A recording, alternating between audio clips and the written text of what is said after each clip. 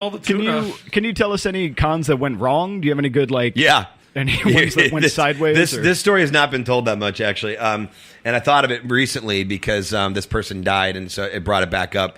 You don't have to incriminate yourself on the podcast. No. You'll see what I mean. I clearly the long con. I did not have anything to do with the death of Prince. What? So, hold on to your hats, folks. You know what? Really, we all had something Didn't to do. we? Didn't we? So, this is just so random. There's a Vin Diesel movie called A Man Apart.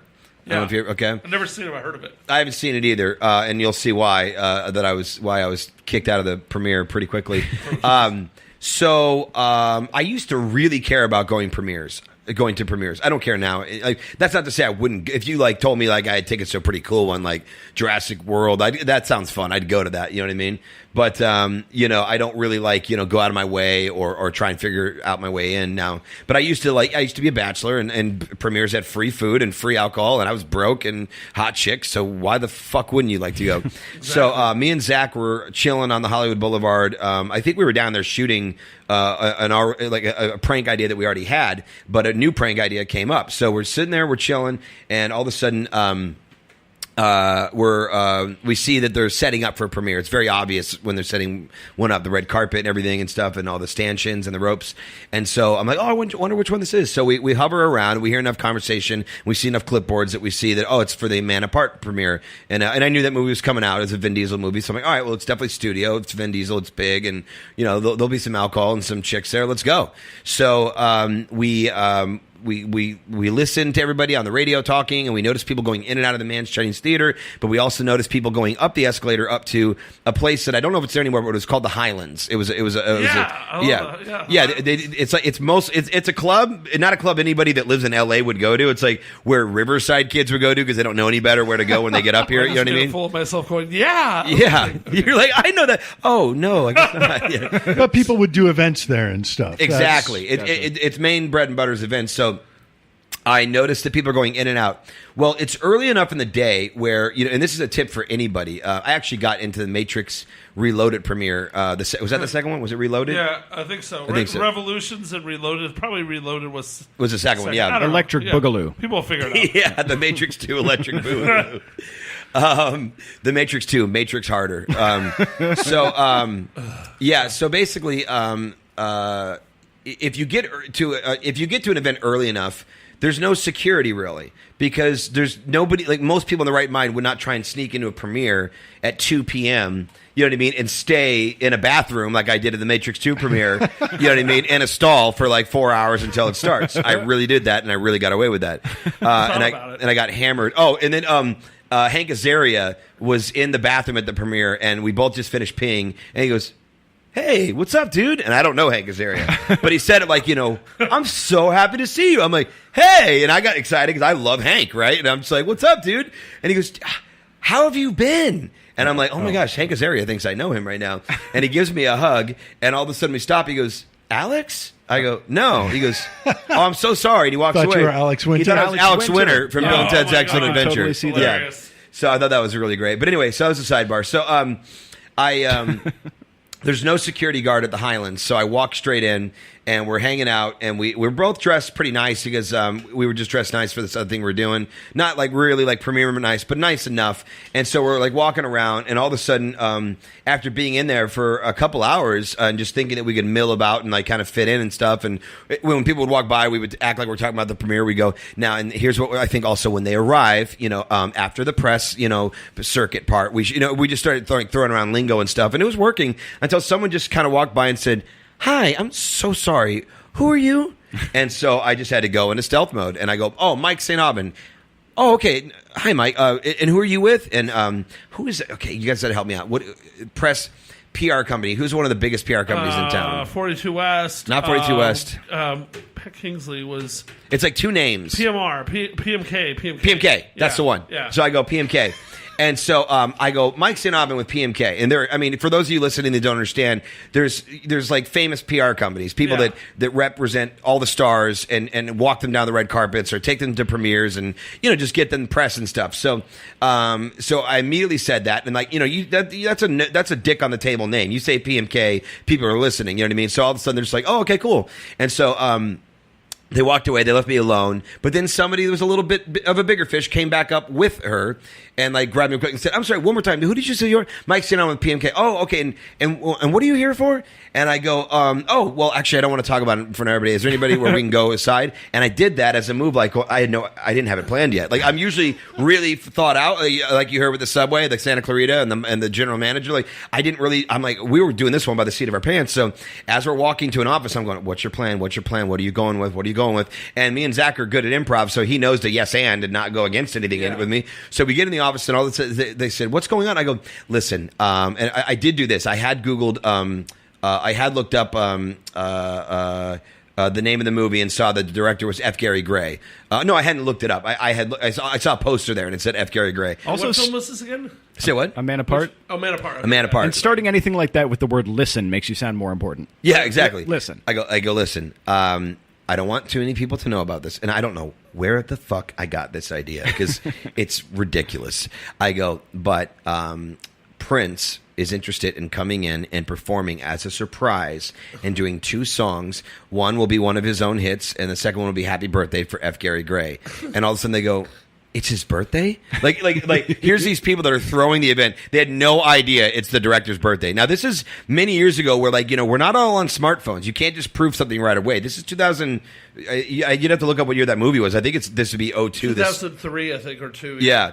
And so all of a sudden they were like, they looked almost like shocked that nobody had, like, no one thought to say it's the director's birthday. And they're like, "Well, thank you for telling us, first of all." And they're like, second of all, so where would he we were just so confused. Like, so you obviously work with him in PR. Like, who will you be handling his arrival? Is he going to come in through a back door? And so we start planning Prince's arrival and like in this moment. And they believe it. They're not fucking streaming along. They're like, because they look nervous and they're kissing my ass. They're asking me if I would like something to drink, and we're like figuring things out. And so we're going through everything, and we're figuring everything out, and we're going down the alley of making the avenue of making all this happen. And now it's been like another 2 hours. Premiere's starting somewhere in the neighborhood of 20 minutes. And really, they can't afford not to believe you. Not at this point, but then all of a sudden, the reason this went south was they all of a sudden, the 2 people, the one person that came up to me the first time, the slightly bigger fish that came up to me, they bring in someone else. It's definitely a definite next level big fish because just less nerves about her, very calm, serene, very like doesn't need to be nervous because she's something, right? And so they pull me into an office with her, and she goes, "Hi, I'm just so sorry." She goes, "They told me your name. I just wanted to get it one more time." I go, "Oh, Mike St. Aubin." She goes, "And where do you work?" I go, "PMK." She goes, "God, that is interesting because that's where I work." And I go, "Oh." I'll show myself out. I go, "You in the New York office or L.A.?" And she goes, "L.A. What about you?" I go, "New York." She goes, "Thought you'd say that." I just came from there. I've only worked in L.A. for a month. So how long have you worked there? I go, "A couple weeks." She goes, "Oh, okay." Look, I'm like following the narrative. Going, well, if I say a couple weeks, maybe that's true. She's clearly already called people and said, "Who the fuck's Mike St. Aubin?" No one knows who that is. And so right away they go, "Listen, Prince is not one of our clients. We actually know who represents him, and I don't think they'd be very terribly excited to know that somebody is posing as someone that represents them. In fact, I think that must be illegal on some levels, especially if you would have changed the course of this business event tonight and changed our plans and cost us money because, people were talking about ordering cakes and doing all sorts of things. So what do you say you just walk away right now?" I go, "Sounds good." And then I just like walked out. Thanks for your time. So that was my worst fucking con right there. Is that your go-to alias, Mike St. Aubin? Yeah, Mike St. Aubin. Sounds official. If you hear that name, hang up. Well, one thing, when I first was asking you to come on the show about a month ago, I was looking up. First, you asked me years ago. I know. Well, okay, yeah, but recently, like, used to be in a different building or something. When I finally wore you down, we used to have a real office that was almost a con in itself. But it was actually luxurious. They were telling me about that. That you like scored like, was it the Sheraton building? Incredible. It was at the Macy's Plaza. Yeah. And I'll tell people really quick. The thing was, that I found first I had an office in Hollywood in this dumpy building at Hollywood and Cahuenga, and my first partner ripped off everything. I just trusted him to pay the bills, and he never did. And something St. Alban, I can't remember his Yeah, exactly. So I was about to give up, and then we were magically named one of the 50 best talk radio things in the country by this website about talk radio because I had great guests always. So I reopened about 6 months later, Macy's Plaza, and I was supposed to have one room. That's what I could afford was this one room, but with a view, really great view, 11th story in this office complex. But the thing was, the day we're supposed to go in, I had a different partner who was kind of weird and shady also, but a nice guy. I'm still friends with him. And he just was good at conning people, very much Chris St. Aubin. Your style, yeah. And he calls me, he goes, hey, there's a problem. They said they can't give you the office you wanted. I'm like, what? We got to start. We had a reason we had to start a couple days later. And I was like, that's unacceptable. He goes, I got this handled. And 2 hours later, he says, get out of the office, get downtown from my job. And I'm like, what? And he talked his way into getting us a 6-room suite for the first 6 months. Holy shit. It was incredible. Dude, you're like this. I'm not kidding. This is the kind of shit that gets me hard. Like you could tell me about taking some girl's panties out. I'm like, whatever. But you tell me you conned like a 6-room. It was You're incredible. Like, oh yeah, tell me more. How many square feet was it? Was there a wet bar? Our opening party, we threw a party opening weekend because we had 24-hour access to the place, and we weren't allowed to have alcohol in there. We had people sneaking out, drinking outside in the alley and like smoking in the alley, things like that. But we had 102 people show up. Wow! Over the course of 6 hours, and like 7 bands played, all in a corporate office suite. It was incredible. That's fucking awesome. Yeah, it was great. Lasted 6 months, and now we're here. Sadly, now we're here. Now we're in the Gaylord. Long story short. Yeah, well, okay. Band should be am I setting allowed up. to say where we're at? No, it's fine. Yeah, we're up on the 13th floor. Nobody It's cares. all good. Yeah, no one. Yeah, no yeah. one We have can get another up show here. where this famous journalist is always talking like film noir style. He's like coming high above the HMS Bounty in Koreatown. Wait, what's the HMS Bounty? Oh my God! It's an awesome little dive bar downstairs. A little dive bar. It's been named by Esquire as one of the 10 best bars in America one year. You should pop It's really in and awesome. have ice water. It's Good an food there, it's an good food there, upscale too. dive bar with a good kitchen. Oh my God. It's a Great divey kitchen. place, but in the most charming sort of way. It's a bar that time forgot. It's great. You know, Yeah. It's a bar that what? Time forgot. forgot. yeah, you know, It's from the 30s. It's incredible. you know the Smokehouse in Burbank, course. how it's sort of like a theme restaurant where the theme is Wisconsin, Oh 1957. shit! I gotta go there. So the Bounty is like a kind of chef. like. David is a Burbank expert, by the way. Wow. I spent a bit of time there, but the Bounty is sort of the like dive bar version of that. Okay, gotcha. It's there's a very old world charm. It's not like powerhouse dive bar. It's Yeah. upscale I get it. divey. So it's not like Pacific Dining Car nice. No, But it's like if Pacific Dining Car fucked the powerhouse in Hollywood. Yeah, The powerhouse. the yes. old powerhouse, Yeah. not the revamped, beautiful version now. Yeah, which is You'll never be bullshit. the youngest person there, or the oldest person Yeah. there. I mean, Gotcha. you'll never be the oldest person. So I want to try and switch gears. Oh, well, actually, I had one question about when I was looking up stuff about you in more depth.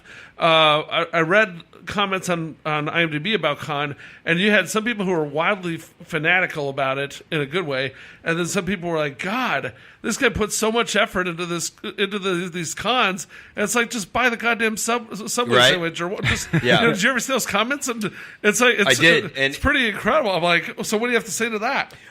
For the most part, because I saw those that was at an age where like I definitely looked up everything and I cared. Like now, I don't have time right now. Yeah. But at that age, I absolutely saw those, and I remember. It's funny you're saying that comment. I remember that comment. I know exactly what comment you're talking Jumped about. out at me, man. It was funny. Because what happened to me when I read that was like, I'm like, God, like, dude, humor is such a funny thing. Like, you either get something or you don't.